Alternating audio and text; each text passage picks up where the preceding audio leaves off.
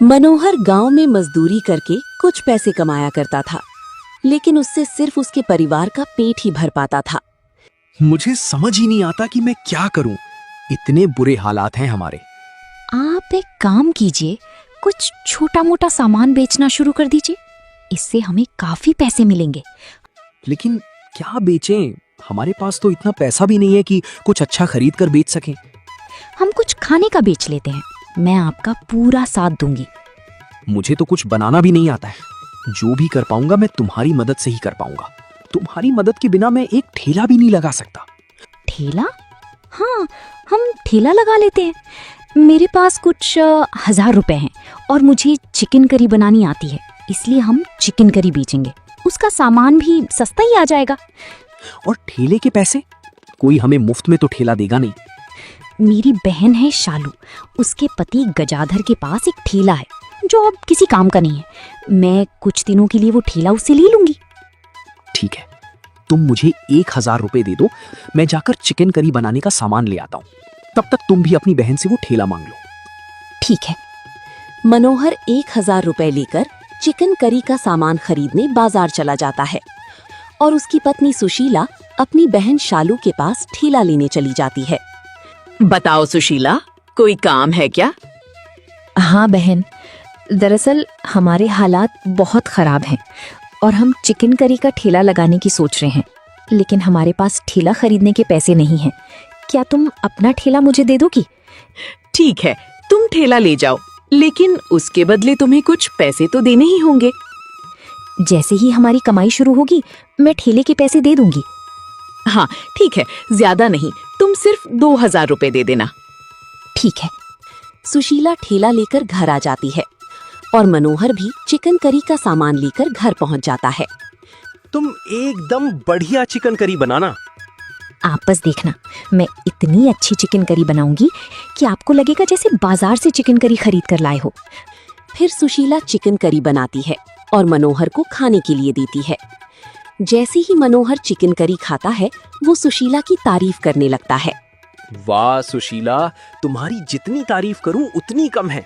तुमने सच में ऐसी चिकन करी बनाई है कि मन कर रहा है बस खाते जाऊं। बस ग्राहकों को भी ऐसा ही लगेगा। मैं कल सुबह से आपको चिकन करी बनाकर दे दिया करूंगी। आप ठेले पर चिकन करी बेचा कीजिएगा और फिर देखना, हम अपनी चिकन करी के लिए मशहूर हो जाएंगे। ठीक है, तो कल से हम बाजार में चिकन करी बेचना शुरू कर देंगे। अगले दिन से मनोहर बाजार में चिकन करी बेचना शुरू कर देता है। सिर्फ 100 रुपए में चिकन करी, बड़े बड़े होटलों से अच्छी चिकन करी, सिर्फ 100 रुपए की चिकन करी। मुझे एक प्लेट चिकन करी देना, लेकिन अच्छी होनी चाहिए। आप खाकर देखिए, अगर पसंद ना आए तो पैसे मत दीजिएगा। मनोहर ग्राहक को गर्मा गर्म चिकन करी देता है, जो ग्राहक को बहुत पसंद आती है। तुम्हारी चिकन करी सच में बहुत स्वादिष्ट है। ये लो अपने 100 रुपए। और इसी तरह लोग मनोहर के पास चिकन करी खाने आने लगे थे और इसी तरह उसका काम चलने लगा। देखो सुशीला, आज सिर्फ 2 दिन हुए हैं, लेकिन इन 2 दिनों में मैंने चिकन करी बेचकर 1000 रुपए बचा लिए हैं। ये तो बहुत अच्छी बात है। मैं तो कहती हूँ अब आप इसी काम को अच्छे से कीजिएगा। अगले दिन मनोहर चिकन करी बेच रहा होता है। उसके पास अच्छी खासी भीड़ लगी होती है और 4-5 लोग उसके पास चिकन करी खा रहे होते हैं और उसकी तारीफ भी कर रहे होते हैं। तभी शालू का पति गजाधर मनोहर को देख लेता है। ये तो मनोहर है और ये तो मेरा ठेला है। ये मेरे ठेले पर चिकन करी बेच रहा है। वैसे तो इसके पास कोई काम नहीं था, लेकिन जब से इसकी पत्नी ठेला लेकर गई है तब से इसका काम बहुत अच्छा चल रहा है। मैं जाकर ये बात शालू को बताता हूँ। गजाधर घर जाकर शालू को सब बता देता है। शालू, तुम कितनी बेवकूफ हो। तुमने अपना ठेला उस मनोहर को दे दिया। क्या तुम्हें पता है कि मनोहर उसी ठेले पर चिकन करी बेच रहा है और बहुत अच्छी कमाई कर रहा है। मुझे तो लगता है कि हमने उसे ठेला देकर गलती कर दी। आप सच कह रहे हैं क्या? क्या उसके यहाँ सच में बहुत भीड़ थी? हाँ, अगर वो ठेला हमारे पास रहता तो कितना अच्छा होता। तुम चिकन करी बनाती और मैं बाजार में बेचता। तब लोगों की भीड़ उसके पास नहीं हमारे पास होती और हम मुनाफा कमा रहे होते। मुझे क्या पता था कि सुशीला और जीजा हमसे भी ज्यादा कमाने लगेंगे। अब आप कुछ कीजिए ना। मैं कल कुछ करता हूँ। अगले दिन जब मनोहर चिकन करी बेच रहा होता है तब गजाधर वहां पहुंच जाता है। मनोहर, मुझे तुमसे कुछ काम था। हाँ बताओ, क्या काम है?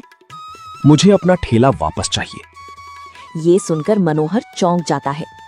आपको ठेला वापस चाहिए? लेकिन क्यों? तुम्हें क्या लगता है कि मुझे ठेले का कोई काम नहीं पड़ेगा? अरे मुझे भी ठेले की जरूरत होती है, इसीलिए तो मैंने ये ठेला लिया था। अब मुझे कल से ठेले की जरूरत है, इसलिए तुम मुझे मेरा ठेला वापस कर दो। लेकिन आपका ये ठेला तो बहुत समय से खाली पड़ा था, इसलिए हमने आपसे ये ठेला मांगा था। अरे जब खाली पड़ा था तब था, अब खाली नहीं है। अभी मुझे सच में ठेले की जरूरत है। तुम मुझे ये ठेला अभी के अभी दे दो, तो फिर मैं आज का काम कर लेता हूँ। आज जो चिकन करी लाया हूँ वो मैं बेच दूं, फिर आप कल आकर ये ठेला ले जाना। नहीं, मैं इतना इंतजार नहीं कर सकता। तुम मुझे ये ठेला अभी दो, तभी मैं जाकर इस ठेले पर थोड़ी सेटिंग करूंगा। मनोहर गजाधर को बहुत समझाने की कोशिश करता है, लेकिन गजाधर अपनी ही जिद में था और वो मनोहर से जबरदस्ती ठेला छीन लेता है। वो मनोहर का सामान भी उसे वापस नहीं करता और ठेले के साथ सारा सामान लेकर चला जाता है। इसका मनोहर को बहुत दुख होता है। इस गजाधर ने सबके सामने मेरी बेइज्जती कर दी। अब मैं इससे कभी कोई मदद नहीं लूंगा। उधर गजाधर ठेला लेकर घर पहुंच जाता है। ठेला देखकर शालू भी हैरान रह जाती है। ठेले के साथ आप सामान भी ले आए? हाँ, मैंने सबके सामने मनोहर से ठेला छीन लिया और लेकर आ गया। आपने बिल्कुल सही किया। ठेला हमारा है और मुनाफा वो कमाए, ये कैसे हो सकता है? अब तुम भी अच्छी चिकन करी बनाना सीख लो। कल से तुम्हें ही चिकन करी बनानी होगी। मैंने आज ही चिकन करी बनाकर देखी है। अब मैं एकदम बढ़िया चिकन करी बनाकर दूंगी आपको। आप चिंता मत कीजिए। शालू और गजाधर अपनी इस हरकत से बहुत खुश थे। उधर मनोहर गुस्से में घर पहुंचता है। उसे देखकर सुशीला समझ जाती है कि कुछ गड़बड़ हुई है। आप इतने गुस्से में क्यों दिख रहे हो? क्या हुआ? अभी तुम भी मुझसे बात मत करो सुशीला। मैं इतना गुस्से में हूँ कि अगर कुछ कह दिया तो तुम्हें बुरा लगेगा। मुझे बताओ, आखिर हुआ क्या है? कैसी बहन है तुम्हारी और कैसा जीजा है जो हमसे इतना जल रहा है। हमने इतनी मेहनत से अपना चिकन करी का काम शुरू किया था और माना कि हमने ठेला उनसे लिया, लेकिन वो ठेला भी इसलिए लिया क्योंकि उनके पास वो ठेला खाली पड़ा था। अगर उन्हें ठेला नहीं देना था तो वो पहले ही मना कर देते।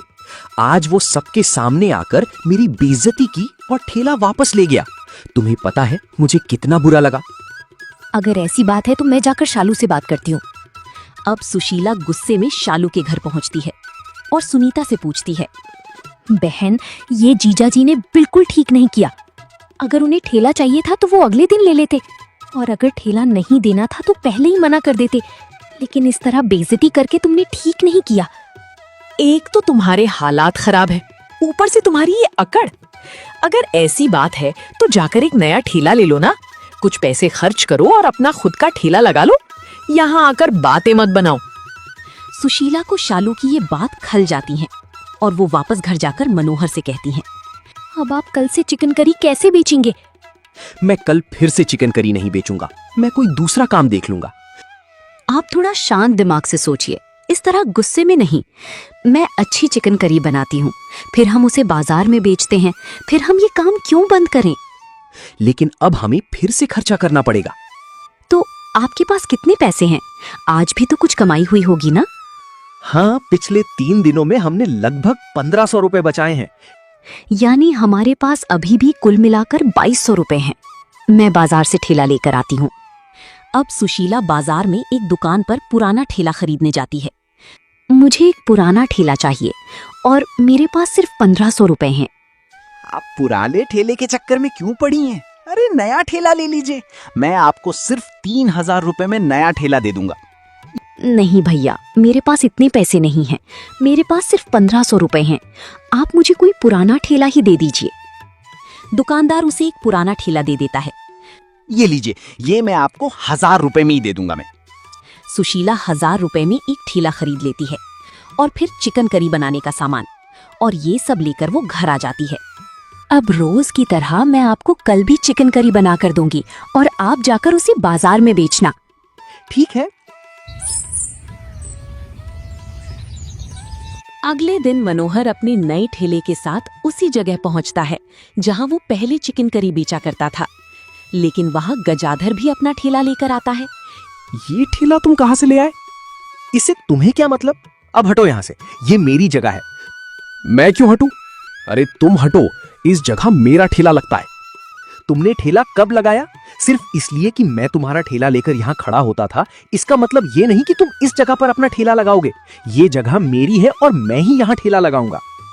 इसी बात पर दोनों में झगड़ा शुरू हो जाता है, लेकिन आसपास के लोग वहां आ जाते हैं और वे मनोहर का साथ देते हैं। तुम चाहे जो भी हो, भले ही वो कल तक तुम्हारा ठेला इस्तेमाल करता था, लेकिन ये काम तो इसी का था ना, इसलिए ठेला भी मनोहर ही यहाँ लगाएगा। हाँ हाँ, और तुम्हें ज्यादा चालाकी दिखाने की जरूरत नहीं है। आसपास के लोगों के कहने पर गजाधर वहां ठेला नहीं लगाता है, बल्कि वो मनोहर से थोड़ी दूर जाकर अपना ठेला लगाता है और इस वजह से उसे नुकसान भी होता है, क्योंकि सभी लोग चिकन करी खाने मनोहर के पास चली जाते हैं और गजाधर पूरे दिन अपने ठेले पर बैठा रहता है।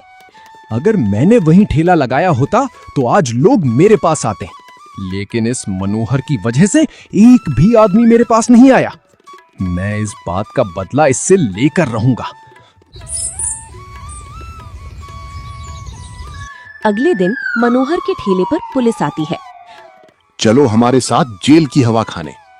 जेल की हवा खाने? लेकिन मैंने ऐसा क्या किया है? तूने क्या किया है?